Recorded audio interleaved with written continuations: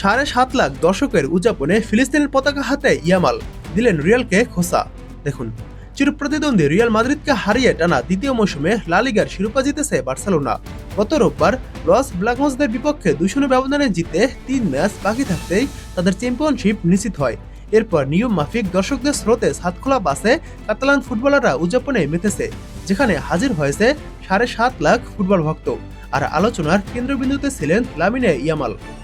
স্থানীয় কর্তৃপক্ষের বরাতে স্প্যানিশ গণমাধ্যম জানিয়েছে, লা লিগার জয়ের পর সোমবার বার্সেলোনার বিজয় শোভাযাত্রায় প্রায় 7,50,000 মানুষ অংশ নিয়েছেন। ব্রুগানা ক্লাবটির 29তম লিগ শিরোপা জয়ে উদযাপন করতে ছাদখোলা বাসে করে শহরের বিভিন্ন সড়ক প্রদক্ষিণ করেন ফুটবলাররা, যেখানে ইয়ামালকে ফিলিস্তিনের পতাকা হাতে নাড়াতে দেখা যায়। সামাজিক যোগাযোগ মাধ্যমে ফিলিস্তিনের পতাকা হাতে ইয়ামালকে দেখে অনেকেই প্রশংসায় ভাসিয়েছেন। এক পর্যায়ে রিয়াল মাদ্রিদকে খোসা দিয়ে লেখা একটি জার্সি তুলে ধরেন তিনি। ভক্তদের সঙ্গে নিয়ে শিরোপা উদযাপনের বিষয়ে বার্সেলোনা এক বিবৃতিতে জানিয়েছে, বার্সেলোনা আবারও বার্সার প্রতি নিজেদের আবেগের প্রদর্শনী দেখিয়েছে। বার্সেলোনা সমর্থকদের সমুদ্রে পরিণত হয়েছিল শহরের রাস্তাগুলো। এই দলটি ইতিহাসে একের পর এক সাফল্যের অধ্যায় লিখে চলেছে এবং নিজেদের মানুষের মাঝে থেকেই নতুন শিরোপা উদযাপন করে চলেছে।